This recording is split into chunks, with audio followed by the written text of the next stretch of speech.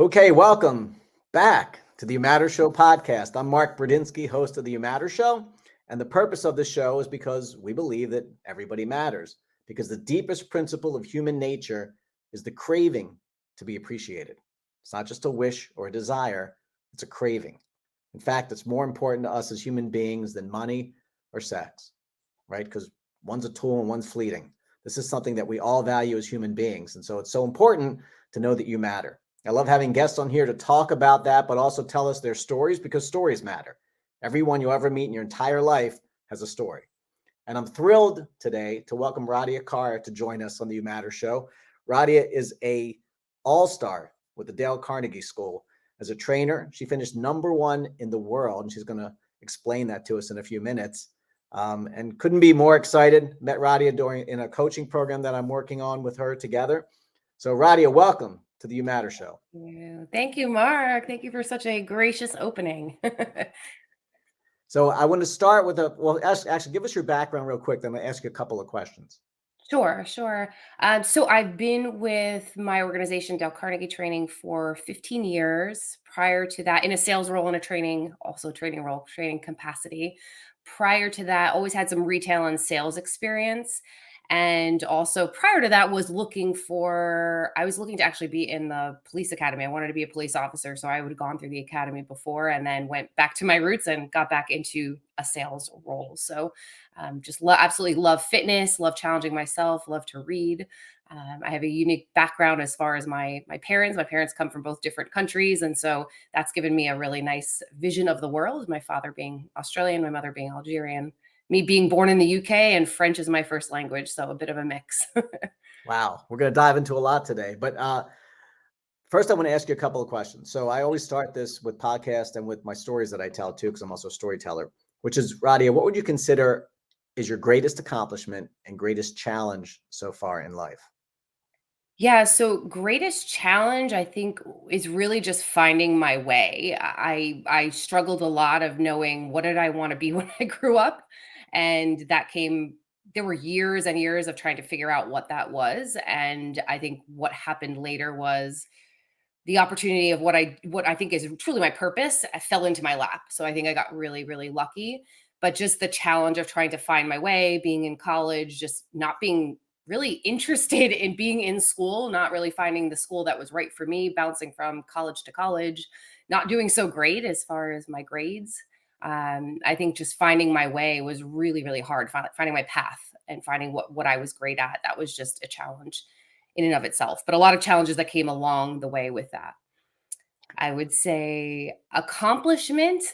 I think where I'm at now, the greatest accomplishment, I mean, being #1 in the world in sales in Dale Carnegie is really hard for me to believe, to be honest. Hard to believe. It took years of hard work and a little bit of luck for sure, right? And having the right mentors and coaches. So I think where I'm at right now, being able to be successful, but also love what I do. Absolutely love helping people and so passionate about that. So living my purpose, I think. Awesome. So when did you discover your purpose? You said it was hard to find that, but you said in college, or you weren't into college. How did you discover, hey, this is really what I'm all about? What do I want to do? It's really funny. So I love to learn, but I never really enjoyed school. And I think it was really the teachers that I had. I didn't have a lot of teachers at the time that really believed in me. And I remember being in a calculus class, and math was not my strong suit.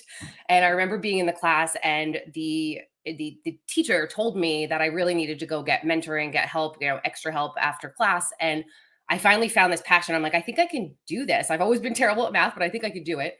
And just finding the people that supported me and helped me, and then being able to get like an A in a like pre-calc or calculus class, I was like, wow, I can do this if I have the right coaching and mentoring and the right attitude. 100%, those things can happen, and you can be successful. So at that point, I think that's where I really started finding instructors and really finding out that they were passionate about what they did. And I just started to love school. And then when I transferred over to Rutgers, I decided that I was going to finish 2 years and a year and a half, and just got through it, did it, loved every single day of it. It was like my full-time job, and just enjoyed the process of learning. And I think that's really what started a lifelong journey of just loving to learn. Loving to learn. That's what it's all Yeah, about, right? When we stop learning, we start dying. absolutely. You always have to gain new information. And so move actually a little bit further back. You said your parents are from another country, Yeah, two different countries. 2 different countries. Yeah. So So I what think kind of challenges does that present? I think having very strict parents growing up, they came here from different countries wanting to give us an opportunity and a better life as well. And so I think that comes with a lot of strictness, not understanding really American values. So I think I struggled finding my way because a lot of people were into sports and I really wasn't into that, and I just didn't know a lot of the American culture because that's not how I was raised. And so I think those were definitely challenges. They pushed me with school, and I just don't think at the time I was ready for it. So I think just trying to identify with other people in my schooling and in young age and then in high school, trying to find people that I could connect with. And that was just really hard. People didn't understand that, after school I had to be right home, and I was very just strict schedule, wasn't allowed to go out late, things like that. And people didn't understand. And that was really hard as a kid. That was really hard. But you were born here, right? You were born in the States? I was actually born in the UK, but I was here within a year. I was a year old. I was here in the US. That was Yeah. well, welcome back. Welcome to the States. Yeah. Um, so what countries are your parents from? My father's from Australia and my mother is from Algeria. So both very, very unique backgrounds. And so my father, they both were religious at home in their past, but they just raised us. They didn't want to confuse anything with religion. And so they just raised us to really have the right values and just care about people and treat others with respect. And manners was a big focus when we were young, is just Right. treating people the right way. So that that's probably another challenge for them, that they had to raise us without that. It sounds like it presented a great foundation for you because of where you are now. Becoming number one in the world in sales with Dale Carnegie, that's no small feat. So Yeah. talk more about that. How do you accomplish that feat? I mean, that's really incredible, Radia. So congratulations on that. I mean, what would you do? 1.5 million Yeah. last year. That's impressive. How do you do that? I mean, people want to know, how does someone become uber successful? Oh, that's really interesting because some people ask after, and I know, when I first started in my career too, trying to find the number one performers and asking, what's your secret, right? And I don't think there really is any magic pill. There's no secret to anything. It's just finding what you love to do. I think that's the most important and one of the most challenging things that I see. And I try to talk to people about it when I'm teaching classes as well, is when you find your purpose, when you find something you love to do, when you could jump out of bed, even if you're tired, you didn't sleep well, and you are excited for the day, that's when you found your purpose. And I see so many people that are not doing that. So it makes it hard to try to be successful in something that you don't love to do. And I know it's also really, really scary to go figure it out. Or, if your parents told you that you should be in finance because that's important for them, maybe, is really finding what's important to you. And so finding out what that is comes with scary steps of taking jumps and taking leaps of faith that you might go into a role that you're like, I'm not sure if I'm good at this, but taking that, there'll always be growth, right? There'll always be growth. There'll always be a positive out of doing something, even if you end up going back to your past role, right? But I think really just taking the steps. So many people I know are just absolutely paralyzed and they don't want to make the leap. And sometimes that's with family, right? I don't have children, so some people they're the support of their family and they're the breadwinner, and they have to be really careful. They can't just take that leap. They have to prepare, but it's worth the preparation to be able to do something that they're really passionate about. No one wants to be that person living in like the hamster wheel, right? You don't enjoy what you do. It's just day in and day out. Right, but they say 80% of people in America go to jobs that they hate. So that's a depressing stat. And 80%? That's yeah, I believe you that, once you find your why, and that's yeah, important. I'm writing a story about that right now. Once you figure out your why and what your purpose is, the how doesn't have to present itself right away, right? But it will over time. Most important thing is to figure out what lights you up inside, what makes you sing, what makes you believe that you matter and can provide value to other people. Once you figure that out, the how will present itself. You don't have to know all the steps, right? It's looking at the top of the staircase and just taking the first step, taking the yeah. next step, taking the next step. It's the compound effect of getting to where it is that you want to go. Uh, I and love that. And that doesn't be it's not as scary when you're thinking about it that way too.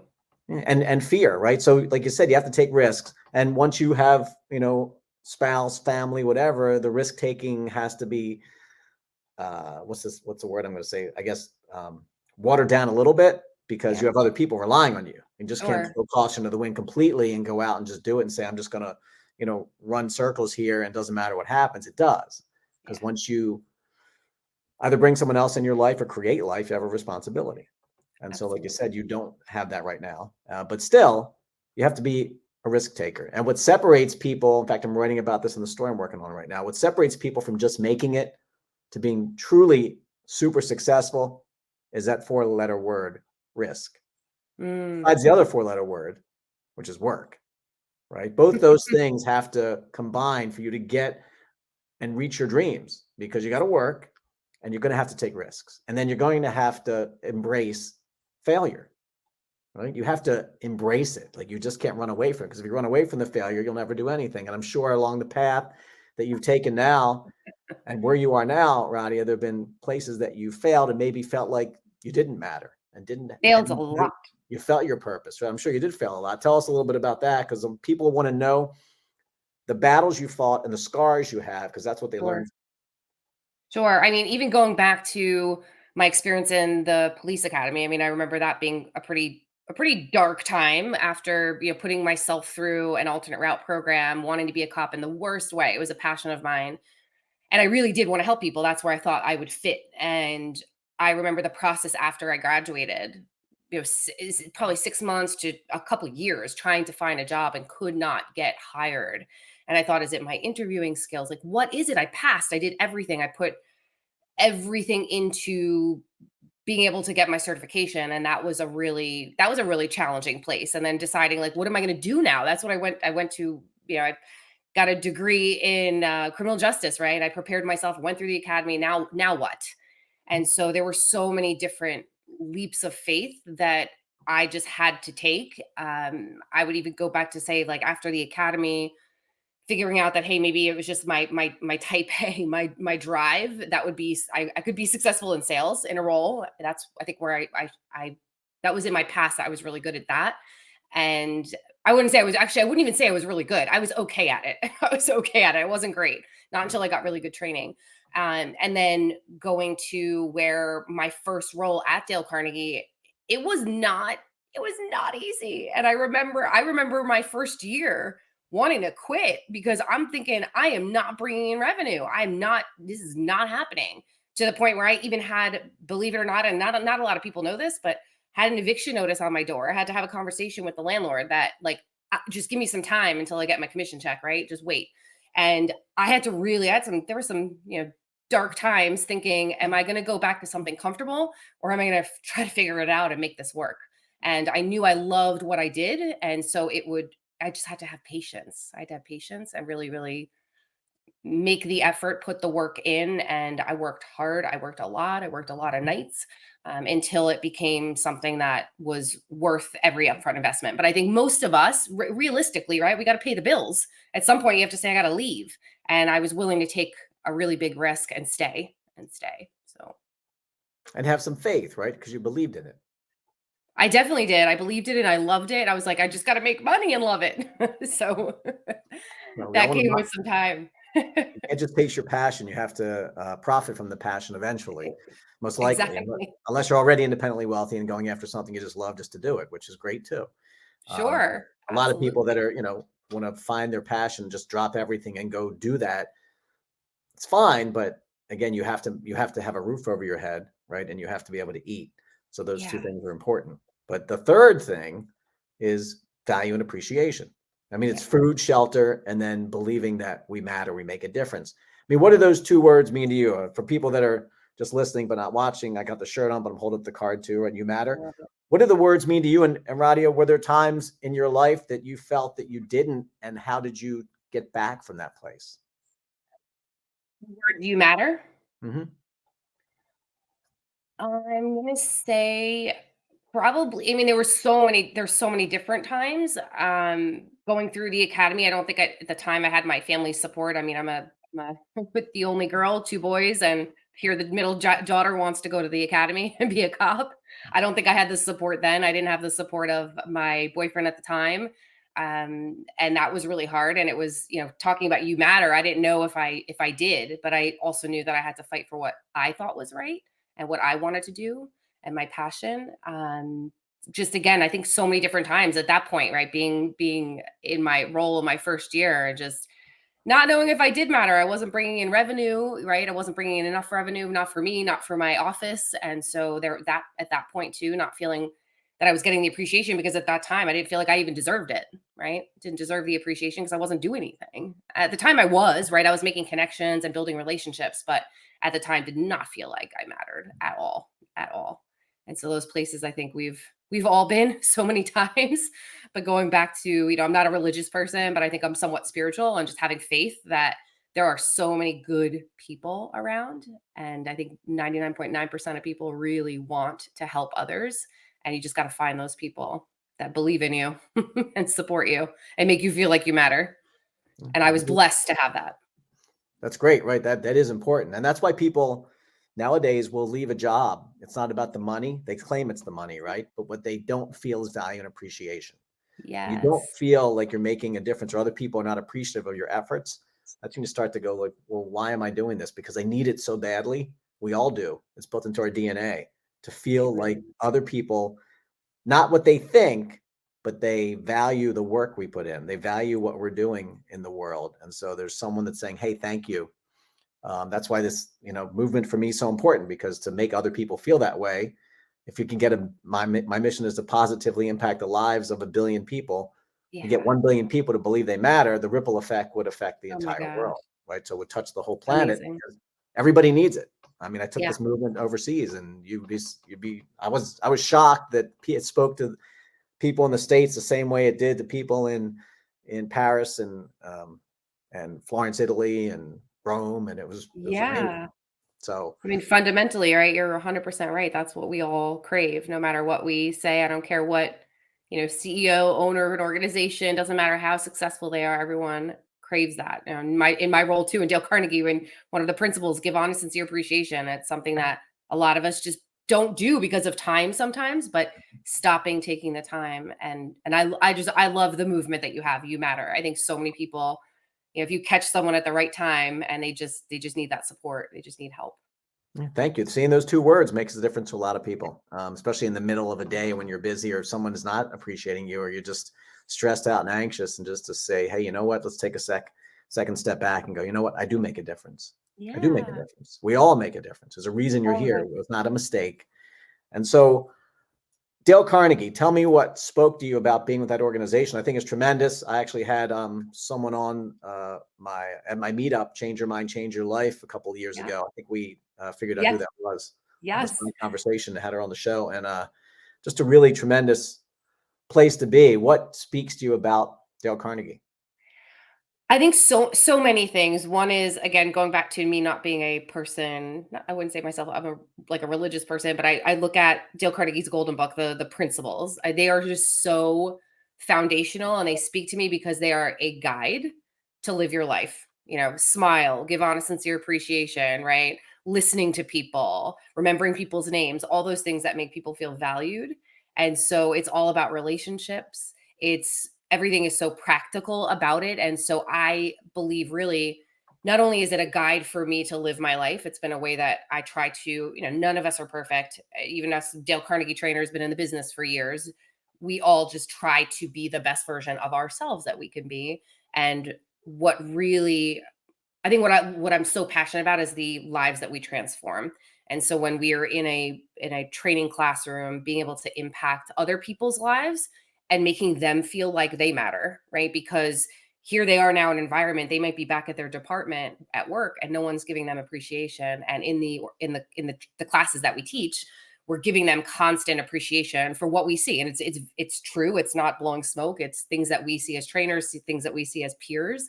And the transformation that happens after that is really incredible when people are in a psychologically safe environment and supported. Holy moly, it knocks their socks off. They become a better employee, they become a better family member, spouse, sister, brother.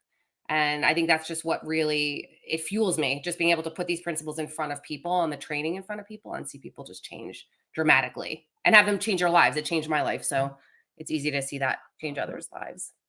Yeah, it's tremendous work that you're doing, and the whole organization. I mean, his book, How to Win Friends and Influence People, right? I Yeah. mean, that's where, I mean, the You Matter movement didn't come from that, but it validated it when I listened to it on Audible again, because I'd read it years ago, listened to Audible, and then he quoted William James, who's a psychiatrist and philosopher, who said that the deepest principle of human nature is the craving to be appreciated. And Yep. I'm like, oh, I'm in this You Matter movement a couple of years. I guess I just, I've got validation on that, Yeah. that's what it is, right? So at the core. And what you're doing, like you said, you're breathing life into people that otherwise might not exist by helping them. And the value that you give and make them feel special, desired, and then can go out and get after what it is that they really want.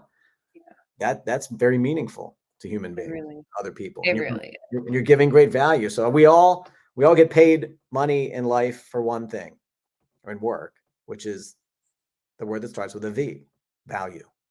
is. Right? There's a reason Amazon's one of the great companies in the world, right? Because the value that they give you, well priced, you can return it quickly, it's easy to find. They have everything it seems like you need. The value in that is tremendous. So people are willing to pay money for it. It's Um, true. and that's That's why, true. coaching and training, if you can provide value to people and help them improve their lives, like you said, you're just trying to get them to be the very best version of themselves that Yes. you are Yes. trying to be. And so Yes. it's always a challenge, right? It's always a work in progress. The goal of life should be to do all you can with all you have been given. Yes, yes. And actually, Mark, that you say that's funny. When I did my very short inspirational talk at convention, one of the things that I truly believe too is no matter where you're at, right, that learning is a journey. And so I try my best because I'm just a vehicle, right? I'm a trainer, I'm a vehicle to take Dale Carnegie's teachings and bring them into a classroom. And I think for ourselves too, as trainers, as coaches, even you and I, right, is what are we doing to improve ourselves? What are we doing to be the best version of ourselves? So we showcase that. And I think the more when people can see that you're being real and you're also coachable and you can also be honest and transparent, that you're not always doing the best that you could be doing, that you always can get better. Last year for me, after my dog passed in February, that was like the year of, it was this light that went off and just said I need to go into like coaching mode, and I got coached by so many different types of coach, fitness, everything in my life, and I think that's really important too. The coaches need to be coached too, right? Every coach needs a coach. Yeah. Yeah. And health and fitness is huge in that because, like I talked about when I did my meetup, Change Your Mind, Change Your Life, the number one principle, I had principles too. That number one principle is health, because that's the foundation of everything. The person that has good health has 1,000 wishes. The person that doesn't have good health has only one. Yeah. That's to feel better.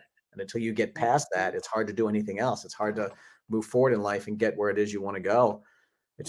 It's important. We got to protect this temple that we have right here, right? The best Yes. we can, because you want it to last a long time, and we're all going to the same place. We just don't know when. And you're hoping that when can be pushed out if you actually take care of who you are. Then you have so much more to give, because you need energy to provide value. And so, like you talked about, you have to work on yourself continuously, because you can't give what you don't have.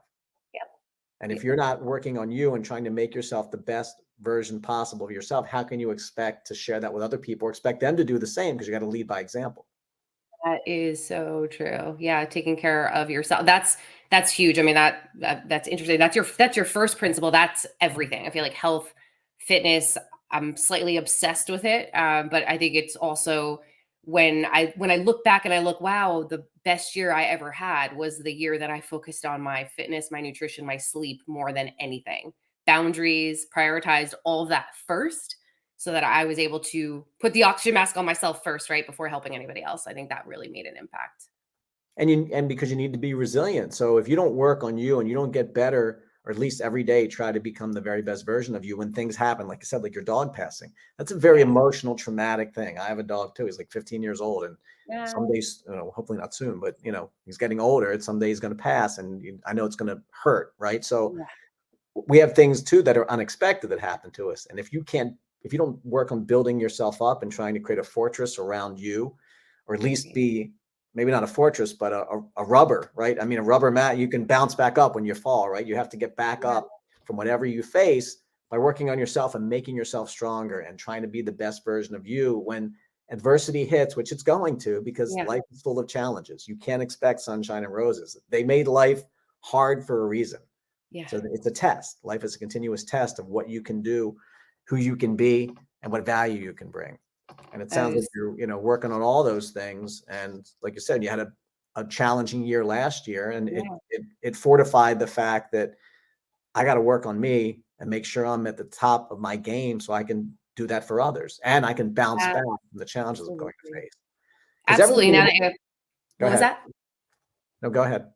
I was just gonna say when I think about like you matter and that ability to be resilient after that happened, because that was my dog was 16 years. He was like my child, and that was really difficult. Resilience, but also going back to you matter. I was floored by the relationships I had built over time with people. I was floored. The people that were sending me gifts for my dog and cards and like people I did not expect, right? And that made me feel like I mattered. And I think that was part of how I was able to get out of that and be so resilient so quickly.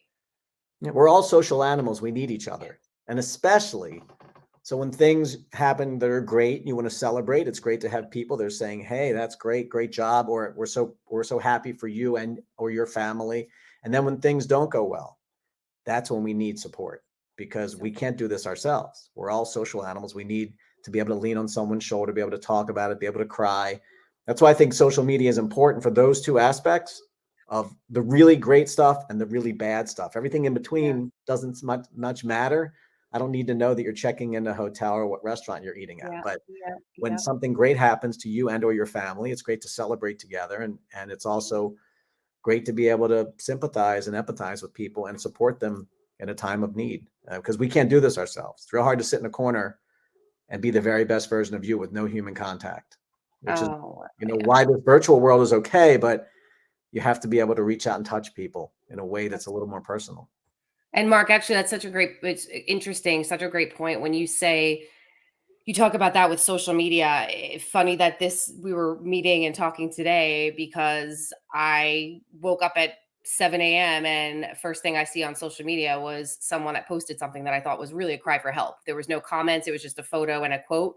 And I reached out to that person and thinking about today of us meeting, it was just like, just check in with them, see if they're okay. And they're not in a good place, right? And how we can actually use that when we see that, take the second that it takes just to check in with that person, see how they're doing, right? It is a great vehicle for that. Everyone you'll ever meet in your entire life is going through something. Everyone.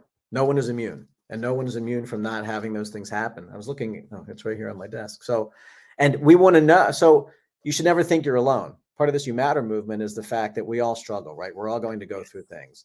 And I hold this up, but I read it with every show. Your struggle will be your gift that the world will fall in love with, which is one of the reasons do this podcast too, because sharing your struggles and what you've been through and how you've come through that, Mhm. everybody learns from that. And everyone can find value in your scars because we all go through things. It might not be the same thing, but we're all going through things probably like you might have been through. We all suffer loss, we have adversity, eviction notices, like those things happen to a lot of people. And like you said, you overcame that by having faith in what it is that you wanted to do and say, just give me a little time, give me a little patience. I have faith this process is going to work if I work. And you worked, and look what happens. You finished number Yeah. one in the world now. So it's about, I mean, it is because if people see that you can do that, Radia, they say, I can too. That she had Yeah. challenges and she was about to be kicked out of where she was living. Yep. And she found a way to power through that. I can do that too. Absolutely. And you're right, sharing those stories is so important because I remember being my first year just looking at people who could accomplish that. Like, how do they do that? Like, it's amazing. How? And then you're that person and paying it forward, right? Is really important. How many people reached out after and said, like, how do you do this? Will you take a couple minutes to chat with me? Like, yeah, no problem. Because I had people who helped me and gave me guidance and gave me advice and supported me, right? So my family, I mean, especially my family, they're my biggest supporters. So having that is really, really important. Really important. It is important. And we should all Yeah. take pride in the fact that you and I are talking right now. We're both 100% survivors of Yeah. everything we've been through in our entire lives. If we were 99%, we wouldn't be here. And It's everyone true. listening or watching is 100% survivor of everything you've been through in your life. And you should be proud of that because Yes. you've been through challenges, you've been through adversity, and you've had good things happen too, but you survived or you wouldn't be here. We'd be we'd be standing, beside you and you're 6 feet under and they're tossing dirt on top of you. So you Yeah. made it, right? And so let's keep going with who you are and what you've got to give to the world and make yourself better and give as much as you possibly can. So I'll say it again, the juice of life is doing all you can with all you have been given. And you're doing that. Mm, I'm thank proud of you. all that you've accomplished. So what would you say, Radia, to someone who right now, and it sounds like you did it this morning, right? Yeah. Someone who doesn't feel like they matter right now, how do they get back from that place where feeling like they don't have a purpose, that they're not being valued and appreciated? What would you say to the people who feel like they don't matter to bounce back? I mean, I don't think there's one answer, right? But I think you really have to dig deep because it's easy to, and it's rightfully so, right? To fall into that trap and feel like there's no one around. But if we really dig deep and start to reach out to people, there are so many people that are willing to help. Like I think about people that proactively reach out to me and say, "Hey, when are you doing a next volunteer? I'd love to be part of it, or I'd love to, give some money towards that charity." People are looking to help, and I think it's okay instead of feeling that looking for help is a weakness. I think, like you said, we've all been there. We all constantly are going through challenging things, and people, most human beings want to help. They want to help. You just got to tell me, right? You have to tell me that you need help. And there are people that are out there that, whether it's finding a support group, but really surrounding yourself with the people that are going to support you. And if there's toxicity around you and people that are dragging you down, whether it's on even social media, the feeds that you follow, unfollow those. Follow the stuff that's going to be inspiring to you and motivating, and reach out. Just reach out to people. They're there to help. They're really there to help. Yeah, people need to ask for help if they really need it. And the worst thing you can do is live in your head, because once you live in your head, you're dead. Because the thoughts I've done it to myself. You think about things, you're like, this isn't working, whatever. And then you step out into the world and you see other people around you and there's energy and there's movement. And you're like, huh, the world keeps going, even though I think that I've stopped and I can't get out of the Yeah. place that I'm in my head. Yeah. It's just fear, right? It's just false evidence appearing real. You're telling yourself a story that's not true because it hasn't even happened yet you're Mhm. scared of it. And so if you actually did some movement, right, created some emotion, because what's the key word of emotion is motion. Get in motion, because motion will create results, and results, even the smallest inch of progress that you make, will fuel your resilience. I And you love can that. keep Yeah. going. Yes. So good Taking stuff. action. So what's next for you? What's on the horizon now that you've accomplished this by being number one in the sales in the world for Dale Carnegie? What's next for Roddy on the horizon? I'm honestly excited. We had our goal setting meeting in earlier this month and had some serious revenue goals to shatter some goals that have never been accomplished before, which is exciting. I think going back to even the podcast that I finally started, that had been an idea for 2 years, and talking about fear. It was all fear is why I wasn't doing it, and I finally took action. So I think keeping up to date with that and being able to share messages with other people, that was kind of the purpose behind the podcast, was having access to people that I could share their stories with others. So uh, more volunteer work this year, and I think just consistently challenging myself. I challenged myself so much last year, and I want to do the same. Whether that's doing a lot of things that might be scary, continuing to do those things, and realize that once I've accomplished them, they're not that scary. They're not that scary. But Correct, because you yeah, took action, right? You faced up to the fear and you did it anyway.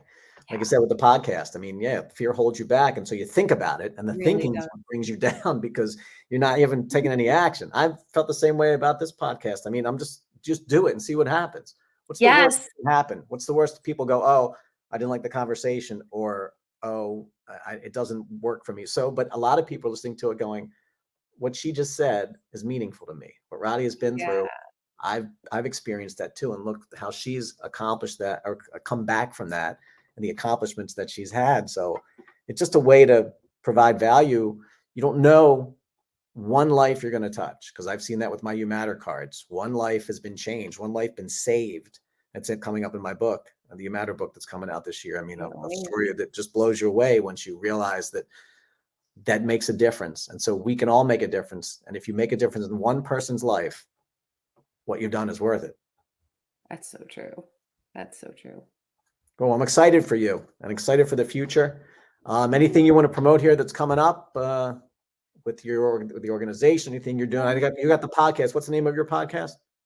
The Simply Radia podcast, so you can find it on Spotify, on YouTube. I'm on Instagram as simply.radia, and that's all. I think just sharing that message, those messages as I do those podcasts, about two a month. And if others want, if they find it valuable, being able to share it with other people, I think that's the excitement. There's nothing, financial about it. It's really just it's being able to share those stories with other people if it's an inspirational message. So that's it. Stories matter. You matter. Simply Absolutely. Radia.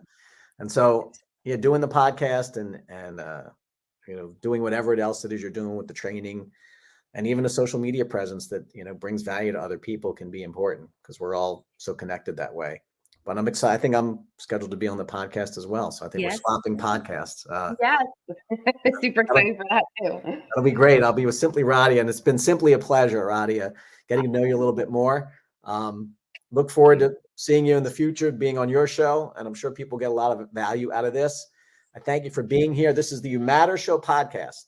I'm Mark Bradinsky. Thank you for joining us. Thank you, Radia. We'll be talking again soon, I'm sure.